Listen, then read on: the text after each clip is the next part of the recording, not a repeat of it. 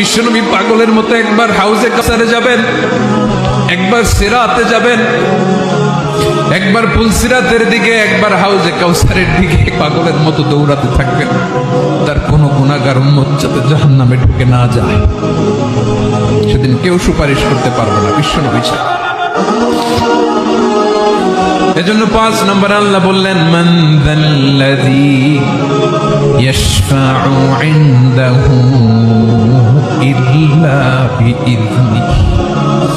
কার সাহস আছে, কার এত বড় বুকের পাটা কিয়ামতের কঠিন দিন আল্লাহর সামনে দাঁড়িয়ে সুপারিশ করবে? কারো ক্ষমতা, কারো ক্ষমতা নাই। বিশ্বনবী সেদিন সেজদায় পড়ে উম্মতের জন্য কাঁদবেন, সবাই কাঁদবে, নফসি নফসি, আল্লাহ আমারে বাঁচাও, আল্লাহ আমারে বাঁচাও। বিশ্বনবী বলবেন, উম্মতি উম্মতি।